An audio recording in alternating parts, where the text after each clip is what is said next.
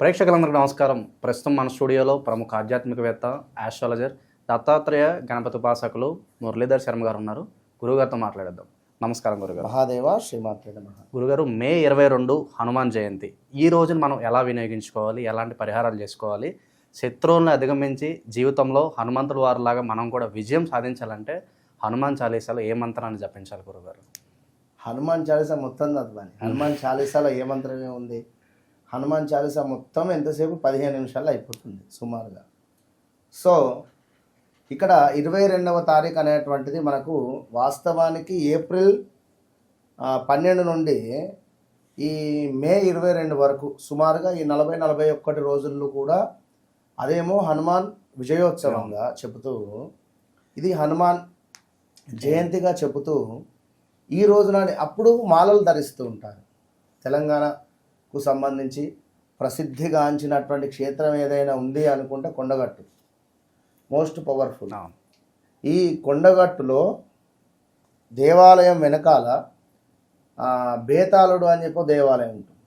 So ఎవరికైతే health related కానీ, కొంత మనకు దయ్యం పట్టింది అనేటువంటి విషయాలు కానీ, కొంతమేర మన ధ్యానంలో లేదు అనేటువంటి విషయం కానీ ఉండేటువంటి వారికి ఇక్కడికి తీసుకువెళ్ళి చక్కగా కూడా ఒక 3 రాత్రులు కూడా అక్కడ ఉండడం వల్ల దెబ్బకు వారి యొక్క దయ్యం వదులుతుంది అనే విధంగా ఉంటుంది. సో ఏకైక క్షేత్రము ఈ యొక్క తెలంగాణలోనే కలదు, కొండగట్టు క్షేత్రం. సో మన పవన్ కళ్యాణ్ కూడా నాకు పునర్జీవనము ఈ యొక్క కొండగట్టులోనే అంటే లభించింది అనేటువంటి విధంగా తన వారికి కరెంట్ షాక్ లైక్ అదేందో రావడము. సో మోస్ట్ పవర్ఫుల్ టెంపుల్ అది. అయితే ఇక్కడ హనుమాన్ జయంతి మనకు 22వ తారీఖు. సో ఇక్కడ అందరూ కూడా ఈ 22వ తారీఖు నాడు మాలలను రిమూవ్ చేస్తూ ఉంటారు. దీక్ష విరమణ అనేటువంటిది జరుగుతూ ఉంటుంది. మరి ఈ 22వ తారీఖు రోజు మనము చేయవలసినటువంటి కొన్ని పనులు ఉన్నాయి. ఇంట్లో ఆడవారు ఉన్నారు, మాలలు వేసుకొని అంత దూరం వెళ్ళలేరు. సో ఇంట్లో వారు ఇది చేసుకోవడం వల్ల అద్భుతమైనటువంటి ఫలితం ఉంటుంది.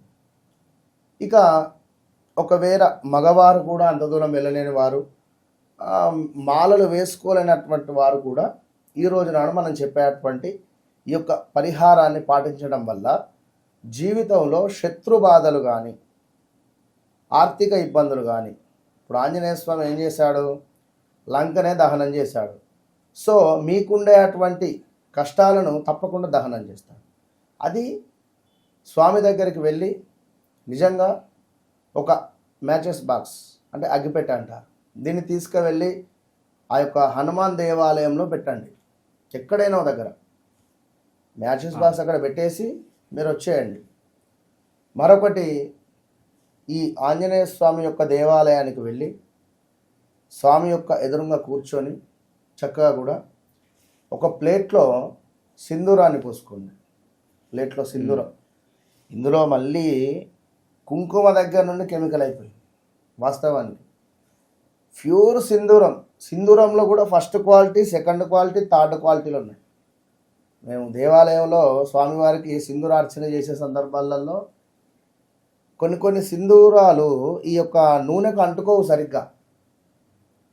సో మంచి సింధూరాన్ని తీసుకొని చక్కగా కూడా ఒక ప్లేట్లో పోసుకోండి. కుదిరితే ఆంజనేయ స్వామిది ఒక లాకెట్ తీసుకోండి, లేదా వెండి లాకెట్ కానీ ఒక ప్రతిమను మీరు ఎట్లనన్నా పొందే ప్రయత్నం చేయండి. ఎందుకు అంటే వెండి లాకెట్ను మీరు మార్కెట్లో కూడా దొరుకుతుంది. అది పంచముఖి ఆంజనేయ స్వామి తీసుకోండి. పంచముఖి ఆంజనేయ స్వామి యొక్క లాకెట్ను తీసుకొని చక్కగా కూడా ప్లేట్లో పెట్టుకొని సింధూరార్చన చేయండి.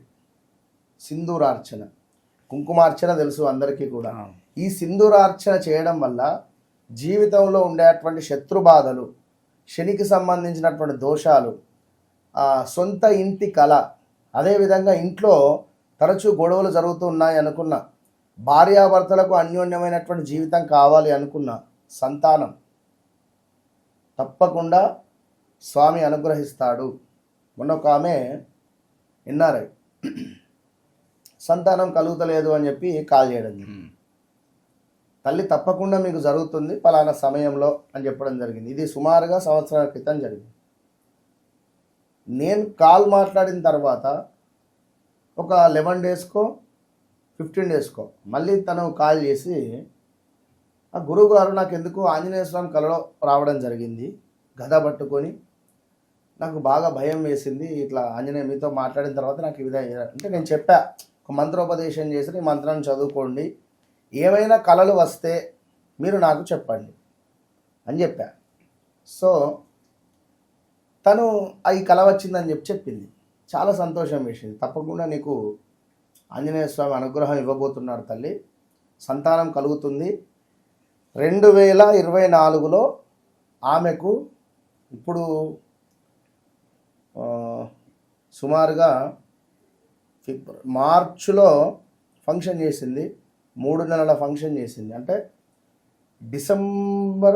జనవరిలో కొడుకు పుట్టాడు, పుత్ర సంతానం కలిగింది.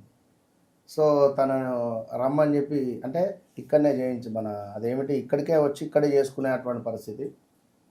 సో ఇక్కడే చేసుకున్నారు, రమ్మని చెప్పి అన్నారు.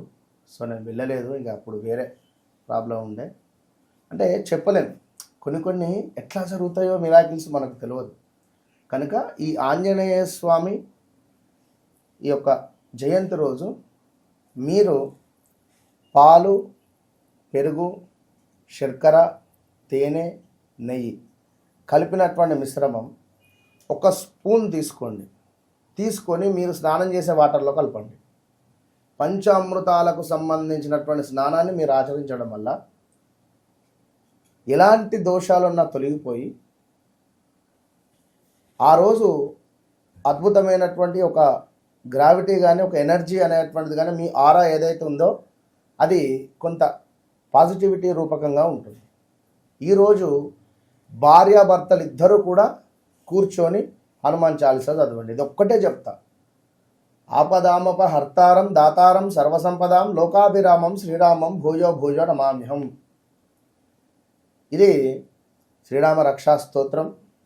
అదేవిధంగా ఆంజనేయ స్వామికి సంబంధించి హనుమాన్ చాలీసనే పెద్ద రక్ష. సో మీరు ఇది చదవండి. లేదు అనేటువంటి సందర్భంలో ఆంజనేయ స్వామికి సంబంధించినటువంటి 108 నామాలు ఉన్నాయి. ఆంజనేయాయ నమః, మహావీరాయ నమః, హనుమతే నమః, లక్ష్మణ ప్రాణదాత్రే నమః, కారాగ్రహ విమోక్త్రే నమః, చాలా ఉన్నాయి. ఇందులో నుండి ఒక మంత్రాన్ని తీసుకొని దానిని ఒక 1000 సార్లు జపం చేయండి. 1000 సార్లు జపం చేయండి.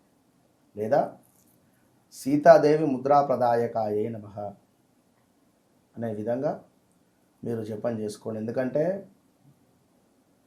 ఇక్కడ శ్రీరామచంద్రుల వారి అనుగ్రహం కూడా పొందాలి. ఒకానొక సందర్భంలో ఆంజనేయ స్వామినే మన సీతా అమ్మవారు అనుమానిస్తుంది. అసలు నువ్వు నిజంగా ఆంజనేయునివేనా, నువ్వు ఎట్లా నా జాడ తీసుకొని వచ్చావంటే, తల్లి ఇగో రాముల వారు మన రామయ్య ఇచ్చాడని చెప్పి అమ్మవారికి సంబంధించినటువంటి వస్తువులు చూపెడుతుంది. ఎవరు? ఆంజనేయ స్వామి. సో ఎప్పుడైతే వాస్తవానికి కూడా సీతమ్మ అక్కడ ఉందని ఈ ఆంజనేయ స్వామి తన బలముతో కానీ, తన యొక్క మేధస్సుతో కానీ, తన యొక్క శక్తితో కానీ కనుగొన్నాడు. సో ఓవరాల్గా ఆంజనేయ స్వామి అంటేనే ఒక ధైర్యం. అట్టి ధైర్యం మనకు కావాలి అంటే హనుమాన్ చాలీసా ఒక్కటే. అయితే ఇది కూడా సంకట కటై మిటై సబపీర, ఈ లైన్ నుంచి మొదలుపెట్టండి. సంకట కటై మిటై సబపీర, ఇక్కడి నుండి ఆ 2 లైన్లు చదివి మళ్ళీ జయ హనుమాన జ్ఞాన గుణసాగర ఇది చదవండి. అర్థమైందా? లాస్ట్ నుంచి 3వ లైన్ 4వ లైన్ ఉంటుంది మనకు. 36 అంటే 36వ లైన్గా మనకు సంకట కటై మిటై సబపీర జో సుమిరై హనుమాత బలవీర జై జై జై హనుమాన గోసాయి కృపాకర గురుదేవకి నాయి. ఈ లైన్ అవసరం లేదు. ఇక్కడ సంకట కటై మిటై సబపీర జో సుమిరై హనుమత బలవీర, ఇది ఈ 36వ లైన్ ఒకసారి చదువుకొని మళ్ళీ పైకి వెళ్ళిపోండి. జయ హనుమాన జ్ఞాన గుణసాగర జయ కపీష తిహులోక ఉజాగర రామదూత అతులిత బలధామ అంజనీపుత్ర పవనసుతనామ. ఇది మొత్తం చదవండి. మళ్ళీ స్టార్టింగ్ 6 లైన్లు చదవండి. దీనివల్ల విపరీతమైనటువంటి కష్టాలన్నీ తొలగిపోతాయి. మరొక అద్భుతమైన విషయం ఏమిటంటే మిరియాలు. ఈరోజు ఒక 18 మిరియాలను తీసుకొని ఈ 18 మిరియాలను అదేవిధంగా తెల్ల ఆవాలను నల్ల నువ్వులను తీసుకొని మీ గుప్పిట్లో పట్టుకొని ఇల్లు మొత్తం కూడా తిరగండి. తిరిగి మీ పై నుంచి కూడా తిప్పుకొని ఎవరూ తొక్కని ప్రదేశంలో ఓ చెట్టు కింద పారేయండి వాటిని, లేదా ఒక గొయ్యి తీసి అందులో వేసేసి కప్పెట్టేయండి. ఎంతటి విపరీతమైనటువంటి శత్రు దోషాలన్నీ కూడా తొలగిపోతాయి. లేదు అనుకుంటే వీటన్నిటిని కూడా తిప్పేసి చక్కగా ఇంత ముద్ద కర్పూరం తీసుకొని కర్పూరంలో వేసి ఇవన్నీ వేసి కాల్చేయండి. ఈశాన్య మూలన పెట్టి కాల్చేయండి. కాలిన తర్వాత ఈ భస్మ ఏదైతే ఉందో పారే నీటిలో కానీ ఆ యొక్క సేపు మన ఇంటి బయట ఎవరు తొక్కని ప్రదేశంలో వేసేసేయండి. మంచి ఫలితం ఉంటుంది. ఓకే. హనుమాన్ జయంతి రోజు ఏం చేయాలి, ఎలాంటి పరిహారాలు చేసుకోవాలి, అన్ని విధాలకు కలిసి రావడానికి ఎలాంటి పద్ధతులు మనం పాటించాలి, చాలా బాగా వివరించారు గురుగారు. ధన్యవాదాలు. మహాదేవ.